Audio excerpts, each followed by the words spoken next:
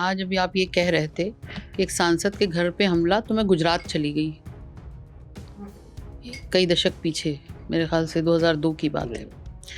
उस वक्त में भी एक सांसद अपनी ज़िंदगी की भीख मांगता रहा था, पूर्व सांसद जाफरी साहब, और उनको मार दिया गया।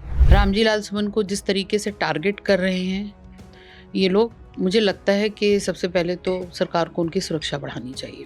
मुझे लगता है कि माहौल को बिगाड़ने के लिए ख़ास तौर पर प्रोजेक्ट की जा रही हैं, प्लान की जा रही हैं। जब इस देश के प्रधानमंत्री का ये बयान आ सकता है कि लोगों को कपड़ों से पहचाना जाएगा अपराधियों को। राणा सांगा पर समाजवादी पार्टी के सांसद रामजी सुमन के बयान के बाद से लगातार सियासी बयान उस पर आ रहे हैं और अब बयान तो ऐसे हो गए हैं कि एक दूसरे पर तंज कसे जा रहे हैं।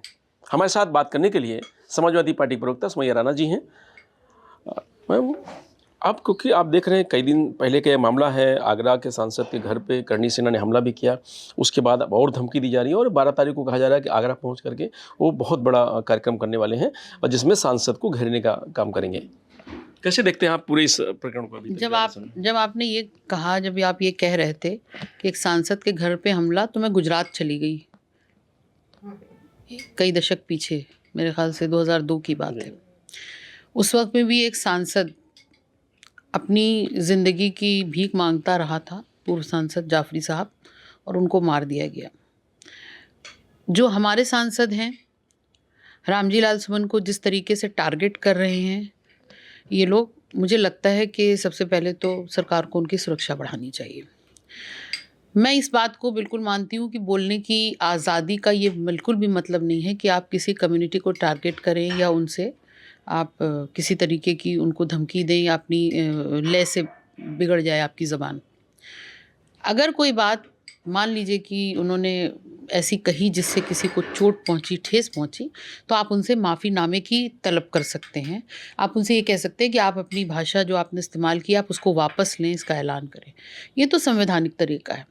लेकिन किस बिना पर भारतीय जनता पार्टी जब से आई है, किस बिना पर इस तरीके के लोग मुस्तकिल एक कम्युनिटी को, एक जात और पात को के लोगों को टारगेट करते रहते हैं, उनको मारने की धमकी देते हैं, जान से मारने की धमकी देते हैं। अगर वो किसी वजह से मुसलमान निकल गया तो उसको पाकिस्तान भेजने की धमकी देते रहते हैं। तो ये सारी चीज़ें मुझे लगता है कि माहौल को बिगाड़ने के लिए ख़ास तौर पर प्रोजेक्ट की जा रही हैं, प्लान की जा रही हैं, और इस तरीके की चीज़ों को रोकना उत्तर प्रदेश के मुख्यमंत्री और इस देश के प्रधानमंत्री का पहला कर्तव्य है। क्योंकि देश की छवि, ये सोशल मीडिया का ज़माना है, अगर थोड़ी सी भी चीज़ें सोशल मीडिया पर जाती हैं तो वो सिर्फ हिंदुस्तान के अंदर नहीं रहती, पूरी दुनिया में जाती हैं। और उनको क्या लगता होगा ये किस तरीके के लोग हैं कि आपस में हर वक्त लड़ा करते हैं। तो ये सारी चीज़ें प्रोजेक्टेड हैं। लेकिन जिस दिन हमला हुआ उस दिन मुख्यमंत्री आगरा में ही थे। मैं बता तो रही हूँ आपको कि ये वही लोग हैं जो ये समझते हैं कि मुख्यमंत्री मेरी पीठ थपथपाएंगे। जब इस देश के प्रधानमंत्री का ये बयान आ सकता है कि लोगों को कपड़ों से पहचाना जाएगा अपराधियों को, जहाँ पर पुलिस अगर कार्रवाई करती है, दंगा हो जाता है, कानपुर का मैं मिसाल दूंगी आपको, नाम के साथ मैं कोट करूंगी, वहाँ पर नाम पूछ करके आप उन पर मुकदमे लिख रहे हैं या उनको जाने दे रहे हैं, तो वहाँ पर इस तरीके के जो उपद्रव करने वाले लोग हैं उनका मनोबल ऊँचा होगा। और जाहिर सी बात है, ये बहुत शर्म की बात है, ये लॉ एंड ऑर्डर की जो ये दुहाई देते हैं भारतीय जनता पार्टी के कार्यकर्ता और खासकर उत्तर प्रदेश के मुख्यमंत्री के बहुत अच्छा लॉ एंड ऑर्डर चल रहा है। आप आगरा में रहते हुए आपके बस में इतना भी नहीं था कि वहाँ इस तरीके से इस देश की सबसे बड़ी पंचायत के सदस्य के ऊपर हमला किया जा रहा हो, उनको गालियां बकी जा रही हो, तो आप उस वक्त आप क्या कर रहे थे?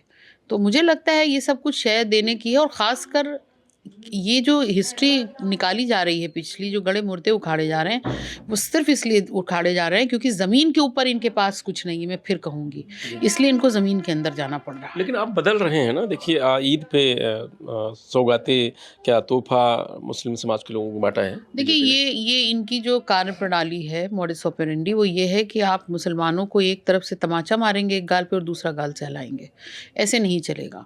मैं इस वक्त आपके चैनल के माध्यम से एक बहुत जिम्मेदारी से ये बात कह रही हूँ कि कल जिस तरीके की ईद की नमाज की तस्वीरें आई हैं, कई राज्यों से आई हैं, कई शहरों से आई हैं कि उन पर भगवा वस्त्र पहने हुए लोग और हमारे हिंदू भाई उन पर पुष्प वर्षा करा रहे हैं। ये एक बहुत बड़ा तमाचा है फ़िरका परस्त सोच पर और फ़िरका परस्त ताकतों पर। और आप ये देखिएगा कि हिंदुस्तान में इसी तरीके का बदलाव होगा। आज किसी ने बहुत अच्छी एक बात कही उसमें लिखी, हमारी एक बहन है, वो भी गैर मुसलमान है, और उन्होंने कहा, अब लग रहा है मुझे सच में कि हिंदू जाग गया है। ये वही संस्कृति, वही सभ्यता के लोग हैं जो गंगा जमनी तहज़ीब की पैरोकारी करते हुए आए हैं, जिसकी वजह से आज पूरी दुनिया में हमारे देश का नाम रोशन है। और हम वाक़ई इस गंगा जमनी तहज़ीब के कायल भी हैं और हम उसके बाशिंदे हैं। कल वो तस्वीर ईद के मौके पर दिखी और मैं उन भाइयों का, उस तरह की सोच रखने वालों को मेरा प्रणाम, मेरा नमस्कार कि इस देश को बचाना है तो इसी तरीके के चीज़ों को अमल में लाना पड़ेगा। आप लेकिन जो बयानबाजी है वो समाजवादी पार्टी और समाजवादी पार्टी के राष्ट्रीय अध्यक्ष पे आ गई है, और जब बयान जो जिस तरीके की भाषा है उसको कैसे आप? मुझे इस बात को कहते हुए बहुत गर्व हो रहा है कि मैं समाजवादी पार्टी का हिस्सा हूँ। क्यों हूँ? क्योंकि हमारे राष्ट्रीय अध्यक्ष जब भी मीटिंग होती है या हम सब लोग बैठते हैं आपस में, तो इस बात को फ़ौरन कहते हैं कि किसी भी किस्म की अनपार्लियामेंट्री भाषा का इस्तेमाल आप लोग नहीं करेंगे। और हम लोगों को ये हिदायत दी जाती है या हम लोगों को ये टीचिंग्स मिलती हैं अपने राष्ट्रीय अध्यक्ष जी की तरफ से कि डिबेट में जाएँ तो कोई ऐसा सेंटेंस ना इस्तेमाल करें जिससे कोई आहत हो, किसी की भावनाएँ आहत हो। उसी की जगह आप देखिए कि जिस तरीके की ये हमारे राष्ट्रीय अध्यक्ष जो इस उत्तर प्रदेश के पूर्व मुख्यमंत्री भी हैं और एक धरती पुत्र के पुत्र हैं, और वो जिस तरीके का काम कर रहे हैं, मुझे लगता है कि वो इतना बड़े विजन का कोई नेता इस वक्त हिंदुस्तान के अंदर नहीं है।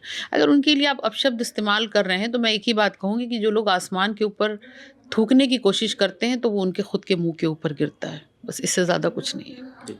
तो अब जैसे लगातार अब वो सुमन जी कह रहे हैं हम माफ़ी नहीं मांगेंगे, सुमन जी कह रहे हैं कि हमने इतिहास जो हमने पढ़ा है हमने उसको कहा है। तो जब सुमन ये कह रहे हैं कि हम माफ़ी नहीं मांगेंगे तो कंडीशन और उग्र हो रही है। देखिए, मैंने अभी आपसे ये कहा कि जो उन्होंने इतिहास पढ़ा उसको दोहराया।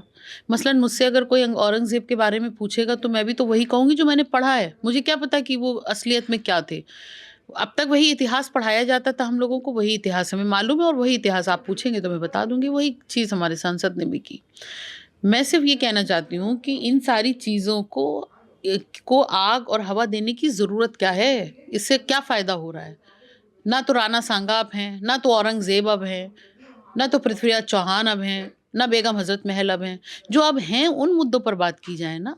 अब जो देश को आगे बढ़ाना हो, देश को बचाना हो तो वो आज में रह कर के हो सकता है, पीछे जाके नहीं हो सकता। क्या आपको लगता है पीछे से कोई सही दी जा रही है, कहा जा रहा है कि समाजवादी पार्टी को खत्म कर देंगे, अखिलेश यादव जी को ये कर देंगे, तमाम सारी बातें जो कही जा रही हैं, तो समाजवादी पार्टी की तरफ से भी शांति है, बहुत कुछ नहीं बयान आ रहा है उधर से। देखिए, क्योंकि हमें मालूम है कि ये जिस तरीके की माहौल बनाना चाह रहे हैं, उसमें हम लोगों की प्रतिक्रिया इस चीज़ को तूल देगी, ज़ाहिर-सी बात है, और वो ये चाहते हैं। और हमें भी नहीं लगता कि इन मुद्दों पर बात करने से कोई फ़ायदा है। हमारे राष्ट्रीय अध्यक्ष जी का खुद भी ये अमल है और हम लोगों को भी ये निर्देश है कि आप डेवलपमेंट पे बात करें, शिक्षा की नीति पर बात करें, स्वास्थ्य सेवाओं पर बात करें, महिलाओं के ऊपर बात करें, ना कि इन सारी फालतू की घटिया मुद्दों पर हिंदू, मुसलमान, पाकिस्तान, अफ़गानिस्तान, राणा सांगा और औरंगज़ेब, ये सब चीज़ें गुज़र चुकी। जो होना था हो चुका। अब देश को आगे ले जाना है तो आगे की सोचनी पड़ेगी, ना कि पीछे की। जी, लेकिन इश्यू को बढ़ाया जा रहा है लगातार। नहीं, उनका मकसद है 27 का चुनाव है, क्या लेकर के जनता के बीच जाएँगे। 2027 में इस उत्तर प्रदेश के जो डिप्टी सीएम हैं, जब वो पिछले चुनाव में अपने गाँव गए थे तो उनको गाँव वालों ने खदेड़ दिया था। इस बार बहुतेरे ऐसे विधायकों के साथ ये होने वाला है, मंत्रियों के साथ ये होने वाला है, इनको इसकी आशंका है। अब ये एक आखिरी दाँव खेल रहे हैं अपना कि किसी तरीके से कुछ ऐसा हो जाए, पाला पासा पलट जाए कि ये हिंदू मुसलमान हो जाए और लोग दूसरी बातें सोचने के बजाय इसी पे चल निकले। उसका जवाब ईद पर लोगों ने दे दिया है और मुझे लगता है 2027 तक इनको अपना पूरा जवाब मिल जाएगा। ये जो फ़िल्म चल रही है, इसका ट्रेलर है, ये अभी इसकी पूरी कहानी जो है वो 2027 में आएगी। धन्यवाद। तो ये थी सुमैया राणा जी, इनका साफ तौर से कहना है कि भारतीय जनता पार्टी ने ज़मीन पे कुछ नहीं किया है, इसीलिए इस तरीके की जो योजनाएँ हैं वो बना करके जनता को गुमराह करना चाहती है। मैं रजनीश यादव, लोकमत हिंदी, लखनऊ।